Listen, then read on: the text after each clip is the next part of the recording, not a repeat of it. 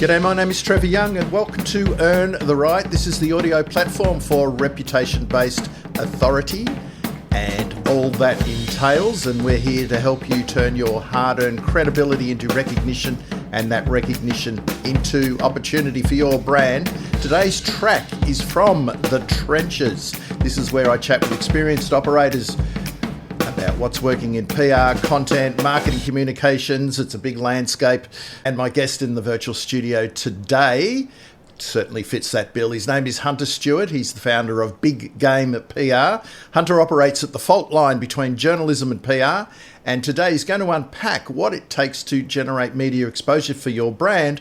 But more than that, he's going to take us behind the scenes of a busy newsroom so we can get a flavour of what life is like to the people we're pitching, the journalists themselves. And we're going to cover a lot more as well. Welcome to the show, Hunter. Where are you coming to us from today? Hey Trevor, thanks so much for having me. I'm coming to you from Highland Park, Illinois, which is a suburb of Chicago. Excellent. And you're, as I said at the outset, you live on the fault line between journalism and PR, but you now own an agency. But why don't you give us the thumbnail sketch so we can get a bit of a handle on who you are and what you do? You did start in journalism though. Yes, that's right. I like the use of the word fault line. It sounds like there's an earthquake about to happen at any moment, which is kind of exciting and a little scary. Might have to steal that from you. But yeah, I run my own agency. It's a year old. So basically, if you're a B2B tech brand or you make software that businesses use and you need to raise credibility and awareness by getting in the news, then I'm the guy to get you in the news. I spent 10 years as a journalist. From 2008 till 2018. I was a reporter on staff with HuffPost in New York, where I wrote about business and was a news editor there. And then I was a freelancer in Jerusalem, where I wrote about technology and culture and conflict for Al Jazeera, the Jerusalem Post, Vice News, the Times of Israel, and other outlets. So that is a thumbnail for you. Excellent.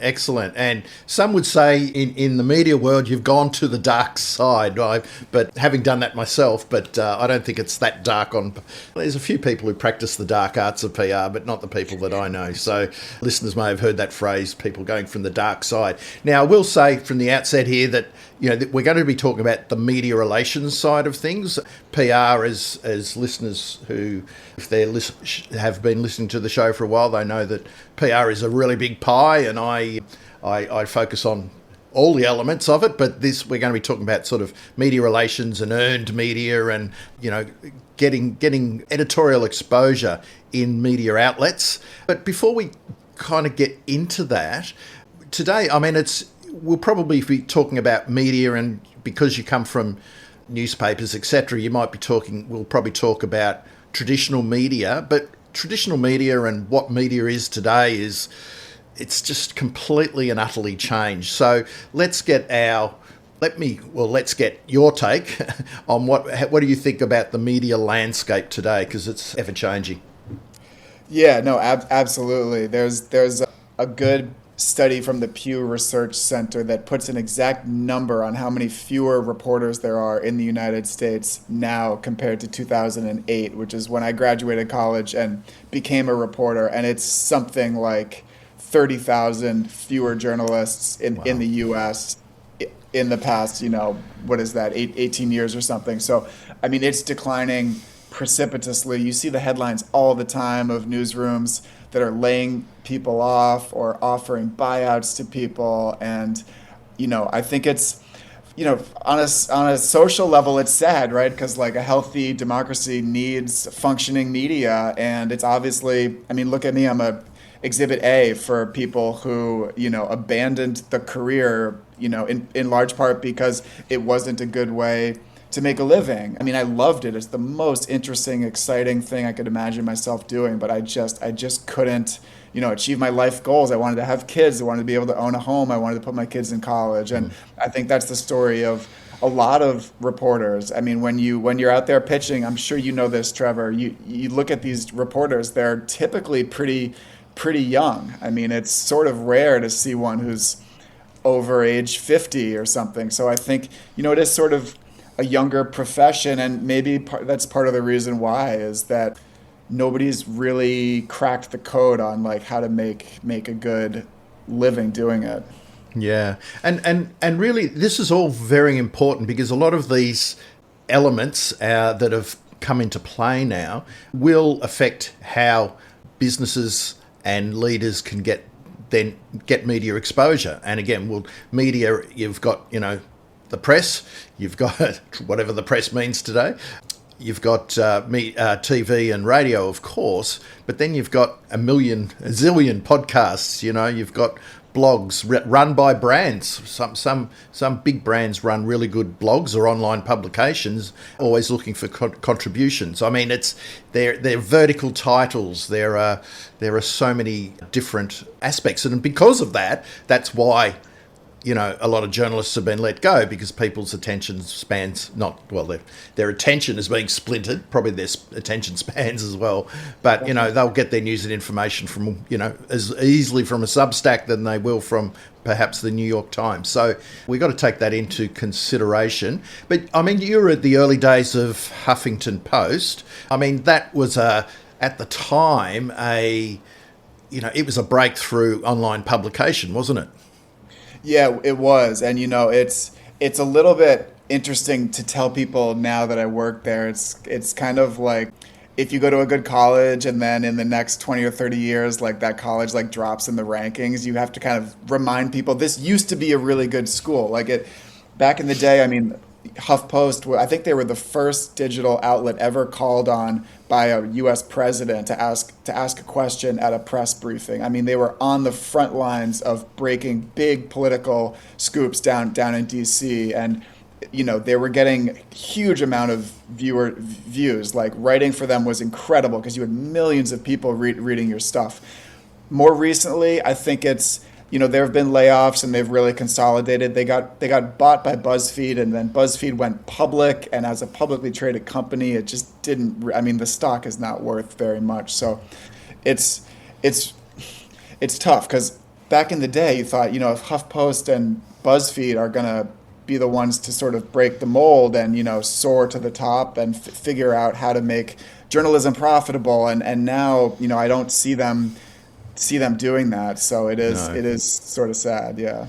And the thing about it was speed to market, because it was all about speed and getting it up online, and that hasn't changed at all. In fact, that's probably accelerated for even the traditional media companies now are getting stuff up online super quickly. So speed is of the essence. But also part of that speed is we've got journalists that are harried and, always on the move, and they haven't really got time. When I was talking to journalists years ago, I'd be able to sit down and have a coffee with one. That's not going to happen these days. So there's less journalists doing more work, and they're younger, and they have to do a lot of things quick. So that sets the scene for, if you're pitching a journalist today a story, then you need to be mindful of it. You talk about, I think you call it the empathy gap, about the need for, if you're pitching a journalist with a story, you need to understand where they're coming from. Why don't you unpack that a bit for us?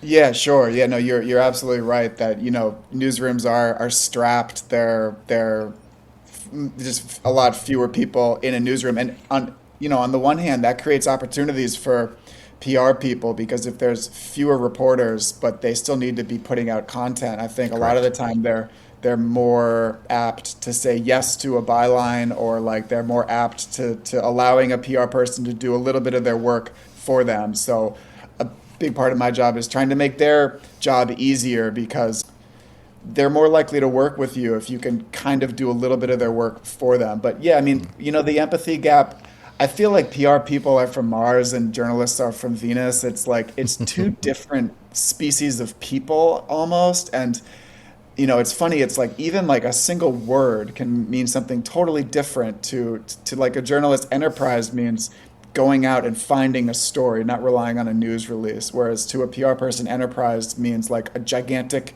company that's the size of an enterprise. And so it's a different language and a different worldview. And I think, by and large, PR people are not doing the best job of speaking to journalists because they're typically using jargon or they're coming in hot, trying to be too promotional, and they're not really seeing what is interesting to the reporter. They speak too much in terms of their own agenda and their own client rather than kind of a broader story where maybe their client can fit into one little part of it. But yeah, I mean, I think that's been the biggest shocker for me coming over to the dark side, as you put it, quote unquote, is just seeing like the disconnect in the way that PR professionals and journalists speak to each other. Yeah, it's about speaking with journalists rather than at them. And I think that, yes, the PR industry's got a bit they got something that they've got to, there are people in the industry who are very, very good at it. And there are also people that have never really been taught properly, or they're young and they're under pressure. So we talk about young journalists, but a lot of people in the PR and publicity game are young and they're often unchecked and they're told, get this publicity, get these column inches. They're under enormous pressure, but they haven't necessarily got the experience and been real. And what you're being taught in universities isn't necessarily going to help you once you're out into the field. So, I mean, I guess for listeners who are running their own business and stuff like that, you can employ a PR person. And I think I'd like to cover there what sort of things to look for when talking to a media relations specialist. There are people in PR who don't even talk to the media. So, we're saying PR today, but we're talking about the media relations side of things. So I'll get you to cover that shortly because I think that's probably important.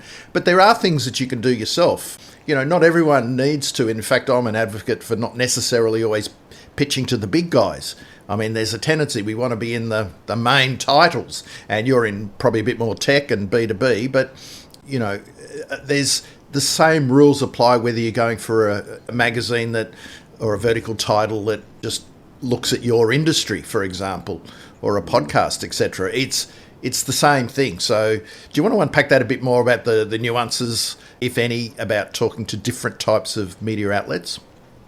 Yeah, sure. No, I think what you're saying about doing it yourself is so true. Like if you're running your own company and you want to get in the media, you don't need to hire a full-time person to do media relations for you. I don't think you even need to hire an agency if you've got a little bit of time to devote to it. I think a lot of reporters would rather hear from somebody inside the company, not a third-party contractor. And reporters, they like to hear from the people doing the building rather than like the PR guy. And if you're an entrepreneur, nobody but you can speak as passionately and as purposefully about what you're doing. So I really do, this is totally against my own interest to say this out loud, but I do believe a lot of founders and corporate leaders can do their own PR for sure. But something else that you were talking about, Trevor, that I think is really true is the use of really young people to do media relations. This is probably true where you are as well, but it's definitely in the US. PR agencies and in-house companies, they outsource media relations onto the most junior people. We're talking 1 or 2 years out of college. It's like press pitching, just slough it off on them. And I think the problem with that is not that those people aren't smart or they're not determined, but journalists like to hear from people who they've worked with before, or they like to hear from people who are a little bit more seasoned. And so I disagree with this idea that media pitching is something that should be done, in bulk by sort of a cheaper human resource. Yeah, it becomes an economic game then, and it's as a podcaster, I get pitches all the time, and 99% of them are wrong. So, they're off skew, and sometimes there might be one that's got a skerrick of interest, and I'll go back and ask about it, and can we go down this path maybe? And I never hear back. I mean, it's staggering because that requires work to think the angle through. And that brings us to a thing is, what is the angle? If you're going to pitch a story, what is the angle? And you did mention that entrepreneurs are passionate about their business.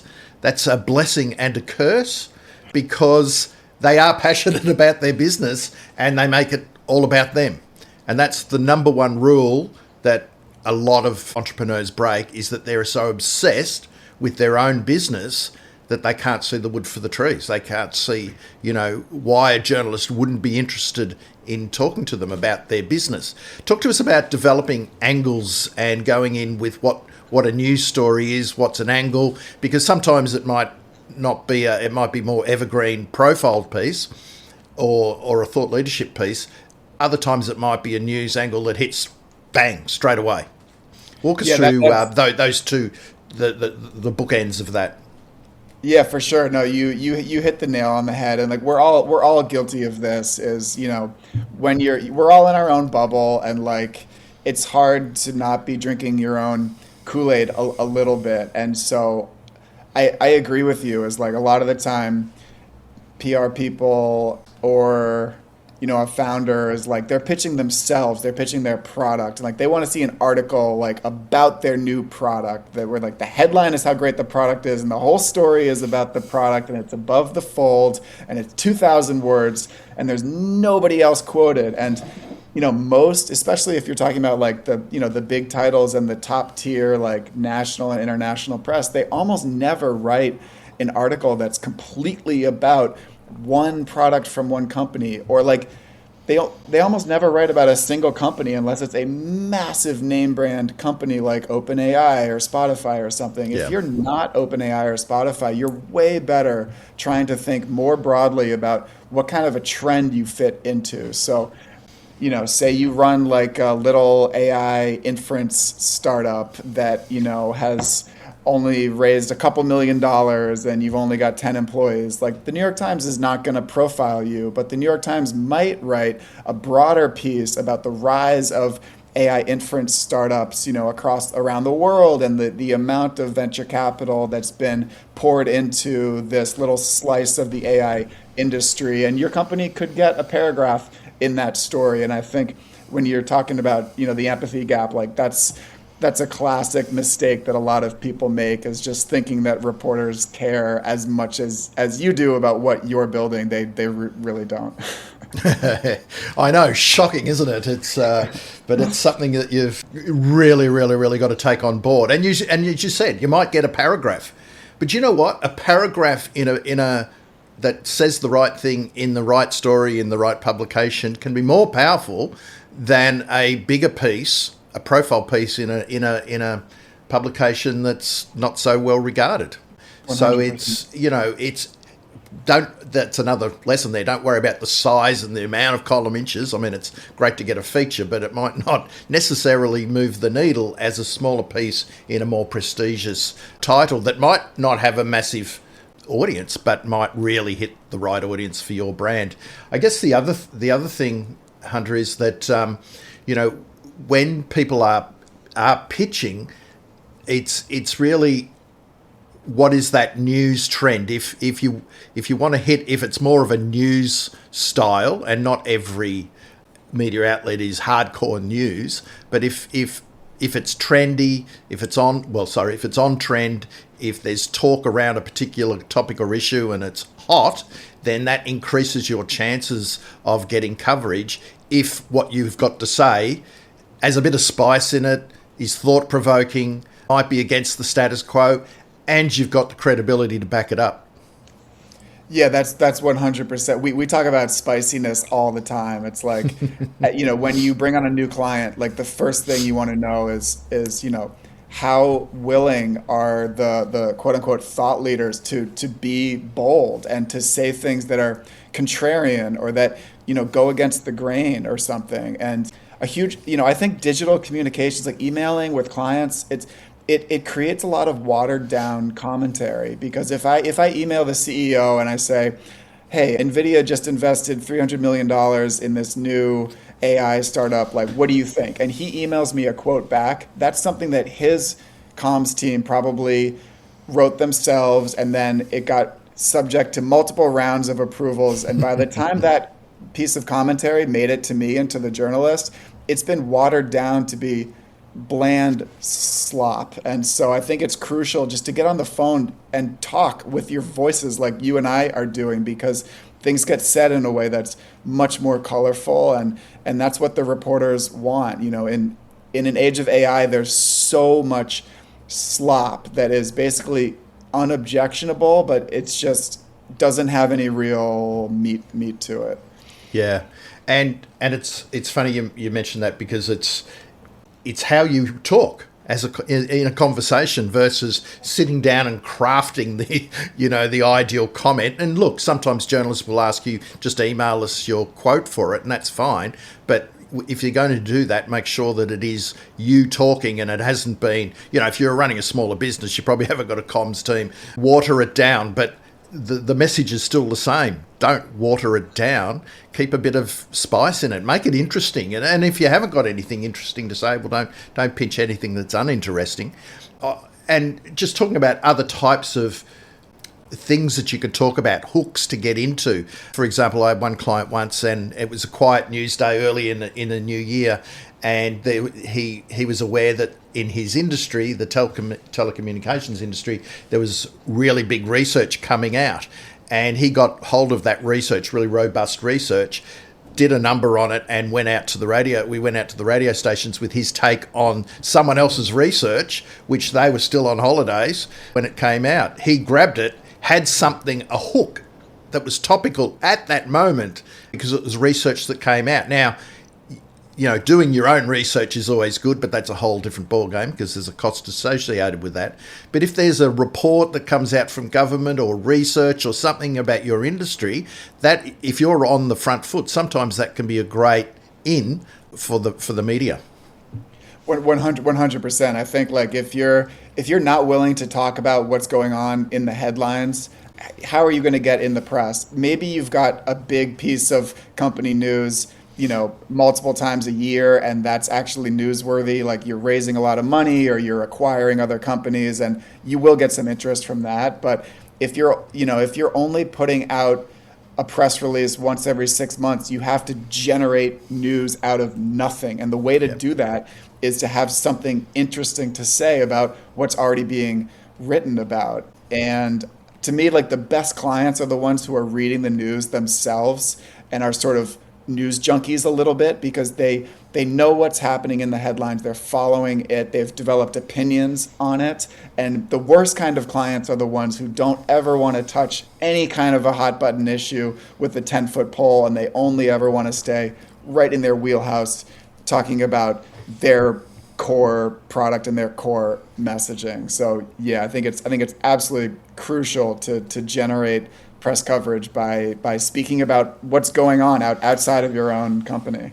Yeah, and we're talking to news media here. Topicality is quite important as well. If you're going to pitch onto a podcast that has a bit of topicality about it, then you need that to overlay.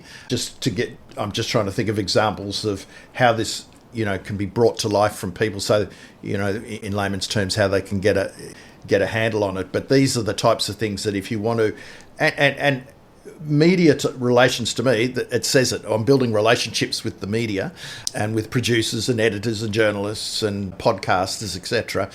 I mean, this is an ongoing thing. A set and forget's really hard, unless you're a company that's got instant news, like it genuinely has news. And you and I will both agree, there's probably not that much news with smaller companies that genuinely going to hit the headlines. But I mean, I had a case of one startup, and they got acquired, or funding. A good percentage of their company was acquired by, or equity acquired by, one of the major companies in Australia.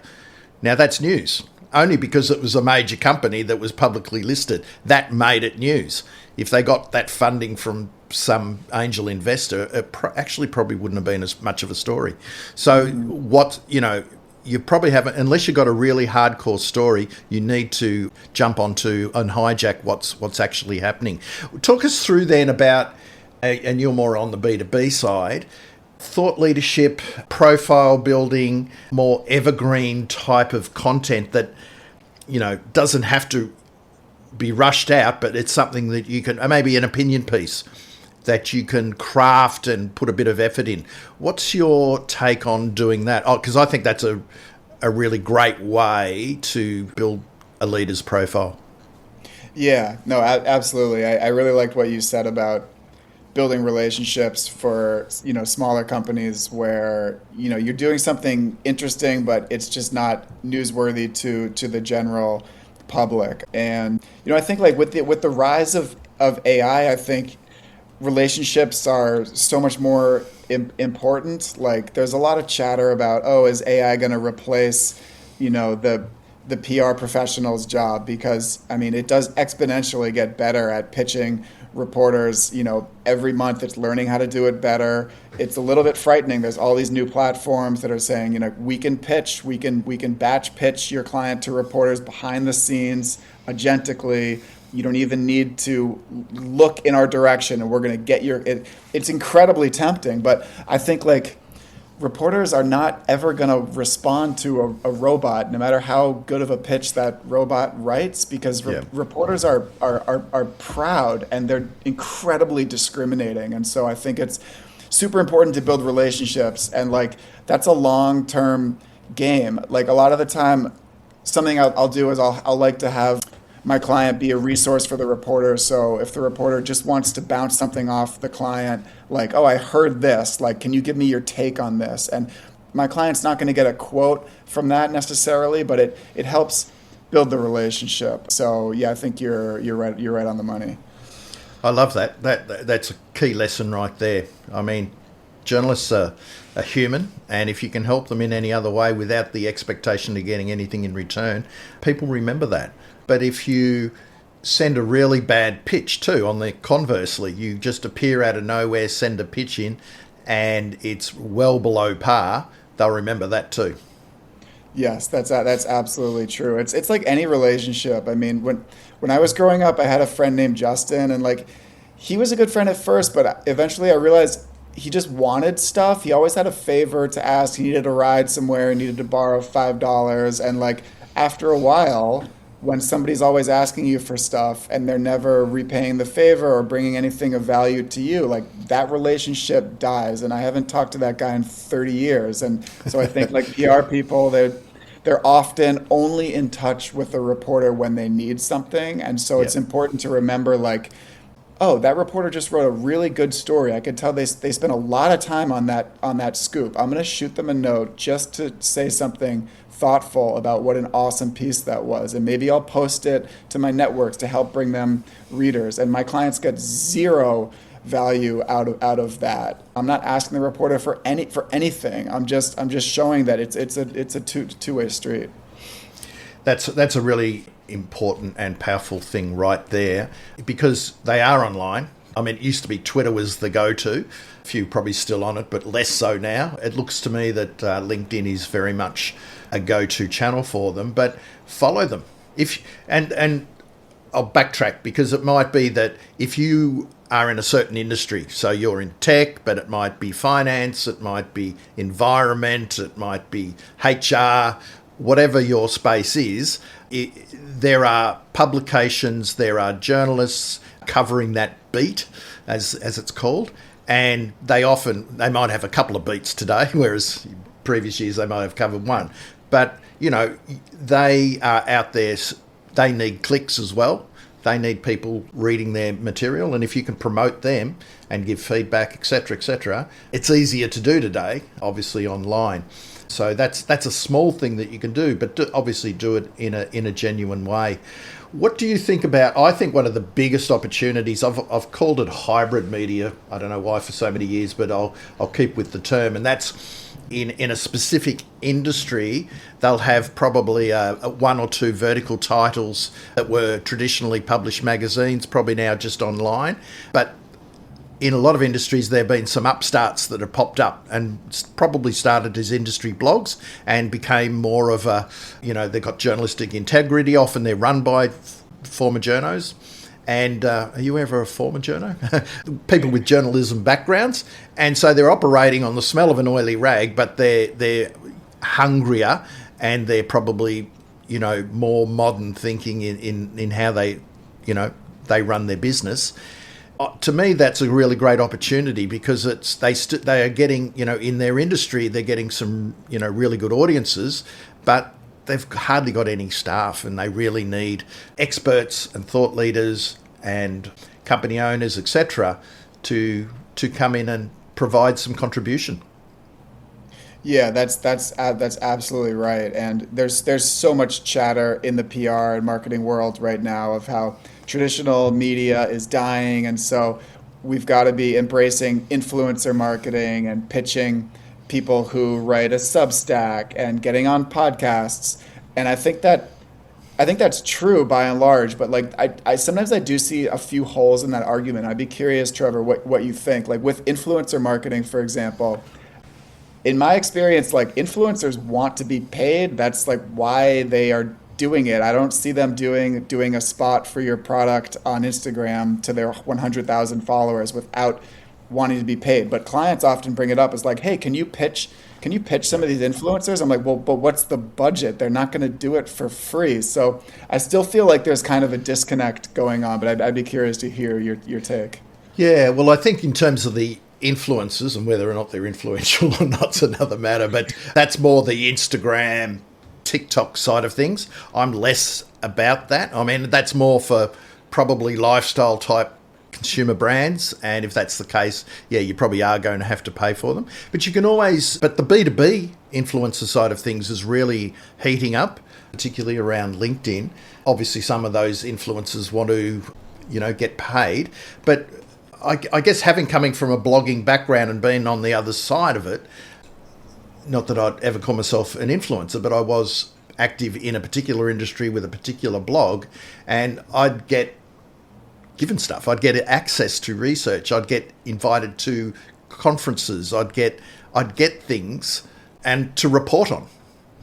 And I think that a lot of bloggers and people who are passionate about their topic and they're putting it out there, if they can get access to something. I remember, I think it was Virgin. They had the London Fashion Festival, and Virgin was the major sponsor. And rather than invite the big journalists and get cozy up to them, they cherry picked all the up and comers and the influencers and gave them access that they would never have got before. So they're not paying them, but they're bringing them into the fold and they've got something to give them. Now, that's more what a bigger company would do. And so, pitching someone on a Substack's, quite hard. But there are people who are running multiple author Substacks as well. There's one that in the PR world on a Substack, it collates. It's a curator of all the PR stories. And I had a story that I thought would fit that, and I pinged it to them and they put it up. That ended up on Influence magazine in England, so a UK based. So, there's some small little things that it's just a matter of looking out for the opportunities. The hybrid media is probably more of an online publication that's run by journalists, but it's just small, and they just need good people to contribute to it so they can keep the flow of stories happening. I remember I pitched one client to such a publication once, and rather than go in with just one story, I went in with here's eight things. Do you want us? We could give you one a month, whatever, and they were good stories. Yeah, we'd spent a lot of time working up the eight to 10 stories, and I think they said we'll take 8, and we pitched 10, and they said just roll them out for the year. Amazing. Because they knew stuff was coming through and they needed content. And we gave an example of the first couple. they weren't taking us on face value. But again, how can you you said it right at the start, Hunter, how can you make the journalists or the media person's life easy? Yeah. I see what you're saying. I think I'm changing my mind. You're sort of changing my mind in the moment here. I do think if you have a cool product or a cool service that you could get earned media from an influencer just by giving them access to it. And I think what you're saying, if I'm reading between the lines, is there are other ways to pay people besides in sort of cold hard cash. I was just doing PR for a HR technology company, and they're developing a piece of software that helps you hire people, and it uses AI to help you just streamline the whole hiring process. And hiring is an absolute mess. It's totally done just based on like the way that the hiring manager or the interviewer feels in the moment. It's like, oh, this person's charismatic. Oh, I get a good vibe from them. Let's hire them. So this software helps you kind of remove vibes from the equation. And anyways, the point is that it was a pretty cool piece of software, and what they're looking to do is let people use it, let influencers on LinkedIn use it and play around with it in the hopes that they would write about their experience with it. And so I think what you're saying is right, is that in some form, in some realms of influencer marketing, especially if they're not like an Instagram influencer with a huge following and therefore a huge ego, like you could just give access and maybe get some coverage from there. And I think that's seen as pretty authentic by the audience. Yeah, and to a degree, they've got their own media channel. So, I mean, Yeah. that's where the creator economy has now come in, is that people who operate in the creator economy are essentially independent media, micro media companies. And they're after building an audience. That's their thing. And then they want to find ways and means of monetizing that audience. So, sometimes they need ideas, content, access. How can you work with them in that regard? What do you say about, because I'm philosophically, I'm an owned media guy first. So you build your bona fides through owned media, because and that can often lead to the earned media side of things. If you build your brand big enough, media will then come to you. So that's the inbound. But, there's obviously the outbound as well, if you want to, be a bit more proactive and sustainable about it. But how much, I'm of the belief that journos were still going to check you out. They can't afford to quote someone who's, a shark. And so what's your thoughts on building that reputation profile, credibility through, your owned media content first? Yeah, it's funny you say that, because when I was researching you, Trevor, I saw that you had like a whole constellation of different websites, and I was like, wow, this guy like really knows how to build and brand his own websites. Like for every different function, there was a site, and I was like, I should be doing that, but I haven't, and I think it is good to get the credibility and the attention of journalists. I've had coffee with reporters for Fortune who say when they're chasing a story, they're gonna punch it into LinkedIn and see who's writing about this. And so, that just makes me think if I want to get press, I should be out there on LinkedIn talking about things that matter to me, that I think are interesting, and attract the eyeballs of journalists that way, not just always be emailing them to be like, hey, are you interested in this? So no, I think you're onto something for sure. And I guess the other part of that is they will also, you've probably have seen it as well, is it was more so on Twitter, but I have seen on LinkedIn where a journalist or a podcaster or someone else will put the call out, I want to talk to such and such. And there's lots of services that they do use. I think in America it's Help a Reporter Out is one of them. Yep. We've got one in Australia called Source Bottle. There's dozens and dozens of these where the journalists, again, harried, lack of time, want to get something done, need to speak to someone about something, and they put the call out. And the network then does the work, because a lot of companies and businesses and entrepreneurs and experts and thought leaders receive these emails and they pitch back out. So there's, if you're active and you're looking around things, sometimes those, I don't even know what you'd call them, those services subscribing to. And so when a reporter puts a call out for something, you might be able to help, or you might be able to suggest someone to them. Yeah, exactly. I know. I don't know what you would call those. Like, it's like an open source Rolodex, basically.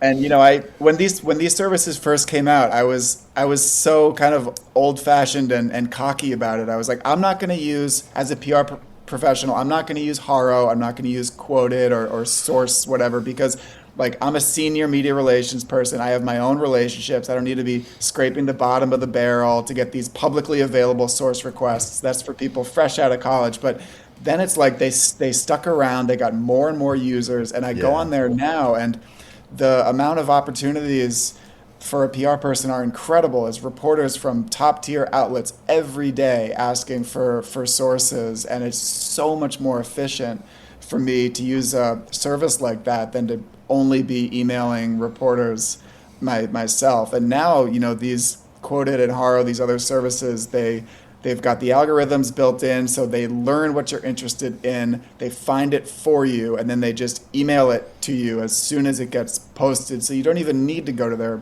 website. So I really ate my own hat on that one. And now, of course, the research is being done through ChatGPT, Claude, Perplexity. That's a whole other can of worms, yeah. That is, isn't it?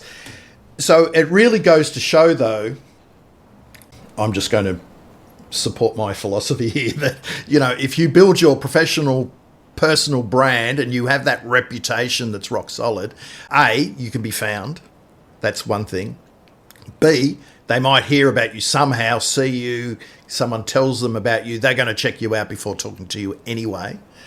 And there's a D there that, other people will talk about you as well, because it's about chat, buzz and chatter. And, if a call out goes on, out on Twitter, who should I be speaking to in this regard or whatever, others will chip in for you. So it's a two-way, it's definitely a two-way thing, because if you've got no credibility that's visible, it's particularly hard for a journalist to pull the trigger, because you might be up against someone else who's got runs on the board, who has been blogging about that topic, has a podcast about that topic. And if you're going for radio and you've done podcast interviews, then they can at least listen to you, because they don't want to put anyone on radio who can't talk. Right. And exactly. and likewise with TV, they're going to check you out with video, the videos that you've done. A guest on the show, a guy called Jake Moore, who's now one of the, I'd say in the world, but certainly in Europe and Britain, one of the top cybersecurity voices. And I remember when he was working in Bournemouth, he was with the police as a cybersecurity expert, and warning businesses about cybersecurity. And he used to just do these videos with helpful tips walking along the beach. And now he's on the BBC, he's on every major show. His star has just gone through the roof, and he's done it bit by bit by bit, starting smaller, bigger, and now he's on the big stuff. And seen it happen. You got to start at the bottom. You can't just come in at the top. Right. No, that's true. I mean, and that guy is probably pretty media savvy. Like in the realm of cybersecurity professionals, he's probably among the top 1% in terms of like media and marketing savvy, right? Well, he's built his own studio in his garage, so it looks really schmick. So he's invested in that, and he's a polished performer. Was his first videos polished? No. He is now. And he then is building an audience, and then he promotes where he's been. So it's this loop. Right. This is where owned, earned, and social media work. Owned media is your foundation. You get your own media coverage, and then you promote it through social media. It's the things that you can do.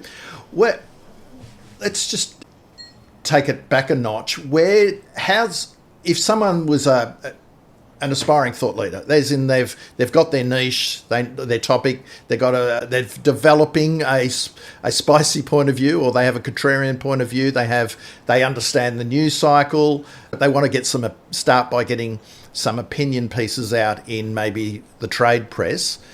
What's a good place for them to start? What would be your advice to them?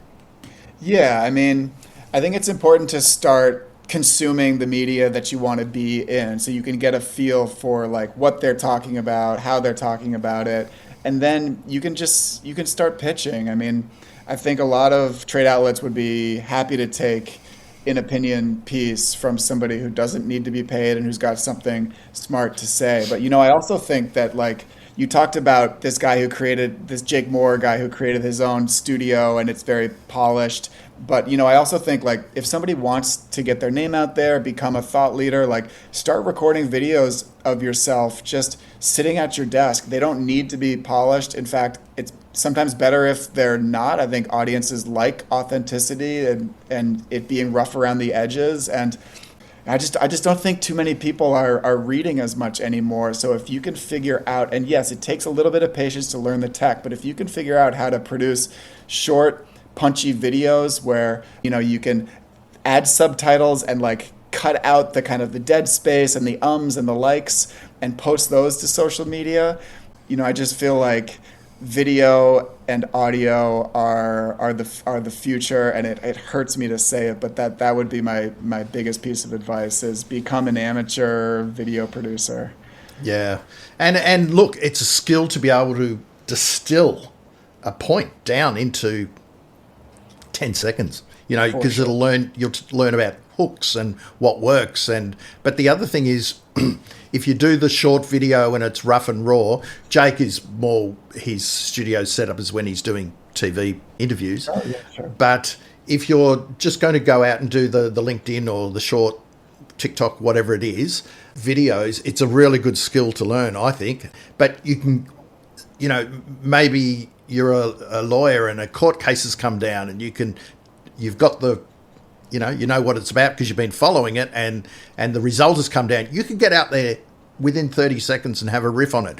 And speed is of the essence with a lot of these things. Sometimes, those who are first out get the views straight up. And now that might be the views on LinkedIn and, you hit the mark there, but it's still audience. And over time, you become known as the person to jump onto. I'll give just another example just while they're coming to me. And I did have a lawyer client who started commenting on things that are happening, and now he's the go-to for a couple of radio stations. So whenever there's a case, they ring him direct. So this is the media relations. You get your foot in the door, you start, adding value and you're good, then they'll just keep coming back to you on radio. On that topic, Absolutely. if it's, we're probably going a bit more, consumer, obviously, but it's the same thinking the whole way along the line. You become a go-to resource for your information, whether it's a journalist, whether it's a radio producer or whatever, and that's key. But you've got to stay up to date with what's going on, and that's the key thing. With your clients, are you always developing stories for them, or are you doing it in campaigns more so? Yeah, it's a little bit of both, I guess. I think my favorite thing to do with clients is like get on the phone with them every couple of weeks and just run through like what's going on in the news and just kind of hear them riff on it, and then try to package that up into some stories. Because I know I said this before, but I just think like you get so much more color from talking to somebody live, with your voice rather than just like emailing back and forth. Yeah. Yeah. And just the other thing about that, which is developing the angles and the story. And at the end of the day, that's what it is. The hook. If you're going to do an opinion piece, and again, I think this is for thought leaders, this is a great fertile territory. Sometimes you don't have to have the full thing written. This is the idea of where I want to go. Pitch it into the editor and say, look, I'm happy to provide, 1,000 words or however many words you want on this topic. This is how I see it rolling out. What do you think? And you kind of can co-create it together, because I've seen that happen dozens of times where the journal will say, yep, that's good, or the editor usually in that case, I like that, or how about we go more down this path? And they respect you for doing that. 100%. In the U.S., tell me if this is how it is where you are, but in the U.S., every top tier outlet, when they're asking for an op-ed or a contributed article, their requirement is that you have to submit the full article, and I just think that's such a bad policy because it's hard to be like, okay, I'm going to sit down and write this entire article only to be ignored or maybe told no, like, and so it makes it really hard to pitch opinion pieces to top tier. I think the trade outlets are much more flexible, and they'll take a one paragraph synopsis and, just like you said, help you flesh it out. And you get to a better piece that way anyways, because you've got collaboration between the person writing it and the news outlet. But yeah, that whole requirement to only ever submit a full polished article just never made sense to me. No, it's, you can always use it elsewhere, but I think that, and you are right, this is when we talk tier one, they're the big mainstream publications that everyone knows. The next layer down is more those industry trade journals, etc., where it's a little bit more accessible, that side of things. One thing we haven't covered is press releases versus direct pitching. What's your take on that? Because people outside of the PR world see PR release and they think that that's what PR is. Press release. Right, I know. Yeah, and there are online press release services. You can go super niche. When would you use one? Why would you use one? Should you use one? Yeah, sure. I typically don't use those wire services because they typically cost like $1,000 to put out a single release, and they say that they're going to get it into the inboxes of all these reporters, and technically I think they do, but I don't think reporters are looking at those. It doesn't go to like Ingrid London at TechCrunch. It goes to like Tips at TechCrunch, which is probably a complete mess of an inbox that nobody's checking. And so I don't really believe that they get them, in front of actual eyeballs of journalists. And just like you're saying, Trevor, like owned media is really important. And, a company can publish a press release on their own blog at this point. I think, like you're alluding to, a lot of reporters, they don't see press releases as newsworthy. And so, on the one hand, I would say people should be pitching ideas and something pegged to what the reporter's already writing, rather than just sending them a kind of bland press release about how the new version of their software is, 0.25 times faster than the old version. But now with the rise of AI, I've read about how the chatbots and the LLMs are seeing press releases as primary source material, and they favor it because it's primary source material. So if you're talking about GEO or trying to show up in the response from ChatGPT, then maybe press releases are back in vogue. And it used to be SEO. You put up a press release and it would get covered by Google. Not sure that's the case anymore with a lot of them. But you're right. And so your reason for using it is not necessarily to get a hit from a journalist, but you have an ulterior reasoning, and that's just to keep your names out there in front of the search engines. So that's something that's good advice there. And no doubt that will change, like everything changes every day. The other thing is email still the best? I mean, you can pitch journalists, and again, have you got a relationship with them? Are you connected with them on LinkedIn? Can you DM them? Are you on Twitter, and are they on Twitter, and can you DM them on Twitter? Because that's often in the past been quite a good way of reaching them. Or is email the best? Do they pick up the phone? Or maybe if you know them and they know you. What's your take on that? Is email still the best? That's the way that I get the feeling. I mean, I don't pitch anymore, but email still seems to be the way to go.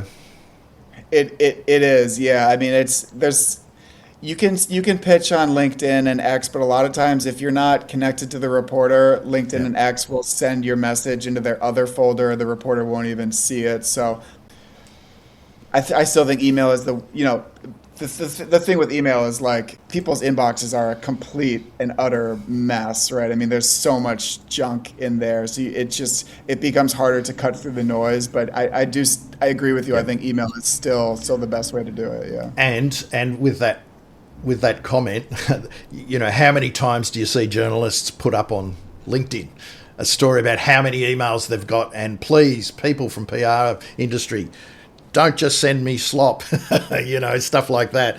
And that I see it quite regularly. And the numbers of emails they're talking about, hundreds of emails a day, that's what you're up against. We said at the start that they're time poor, that they've got to cover more stuff more quickly than ever before. And so if you, looping back to the empathy bit, if you have empathy for that, you understand that that's what you're up against, and you think more about what the situation the journalist is in, then that's why your hook in the subject line has to be so sharp, so relevant, and don't go to anyone if you're not relevant to what they cover. And that's the thing. You might not get it right, but they might appreciate that you've done it well. You know, you haven't gone out with a massive press release. You've got a great hook that's not clickbait. You've got a very quick, punchy pitch in the body of the email that they can grasp straight away, and they'll appreciate the brevity and the relevance and the hopefully spiciness of your pitch. Whether you get it or not is another matter, but at least they'll respect it. Yeah. No, I think that's absolutely right. Absolutely right. It's been so fun talking with you, Trevor. This was such a great conversation, so thank you. Yep, thank you very much. And people can reach out to you on LinkedIn, Hunter Stewart, and also Big Game PR. That's absolutely right. Yep, Hunter at Big Game PR. Terrific. Thank you. Thank you, Trevor.